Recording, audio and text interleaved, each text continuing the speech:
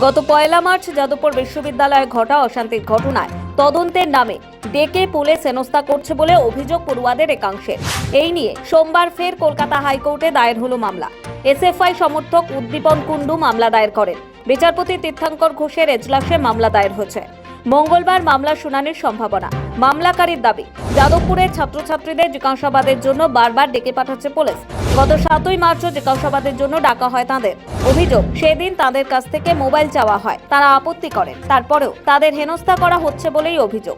সোমবার তাদের ফের তলব করা হয়। পুলিশের অতি সক্রিয়তার অভিযোগে হাইকোর্টে মামলা দায়ের করেন এসএফআই সমর্থক ছাত্র। দ্রুত শুনানির আর্জি জানান তিনি। গত 1 মার্চ যাদবপুর বিশ্ববিদ্যালয়ে ওয়েব কুপার বার্ষিক সাধারণ সভা ছিল। ছাত্র সংসদ নির্বাচন সহ একাধিক দাবিতে ওই দিন বিশ্ববিদ্যালয় চত্বরে দফায় দফায় বিক্ষোভ দেখাতে থাকে বাম ছাত্র সংগঠন। শিক্ষামন্ত্রী ব্রাত্য বসুর গাড়ির চাকার হাওয়া খুলে দেওয়া হয়। মৃদু চোটও পান শিক্ষামন্ত্রী। এসএসকেএম হাসপাতালে প্রাথমিক চিকিৎসাও হয় তাঁর। এই ঘটনার জল গড়ায় কলকাতা হাইকোর্টে।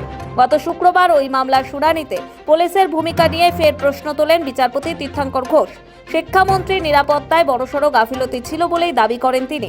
পড়ুয়াদের অভিযোগ, শুরুতে ছাত্রদের বিরুদ্ধে মামলা করেছিল পুলিশ। এ নিয়ে হাইকোর্টে জনস্বার্থ মামলা দায়ের হয়। তারপরে আদালতের গুঁতো খেয়ে পুলিশ শিক্ষামন্ত্রী ব্রাত্য বসু, তাঁর চালক সহ একাধিক জনের নামে এফআইআর দায়ের করেছে। অভিযোগ, লোক দেখানো ওই অভিযোগ দায়ের করা হলো তদন্তের নামে পড়ুয়াদেরই হেনস্থা করছে পুলিশ। যদিও এ ব্যাপারে পুলিশের কোনো প্রতিক্রিয়া জানা যায়নি। এবার পুলিশের বিরুদ্ধে অতি সক্রিয়তার অভিযোগে হাইকোর্টে দায়ের হলো মামলা। সৌভিক সান্যালের রিপোর্ট, সময়, কলকাতা।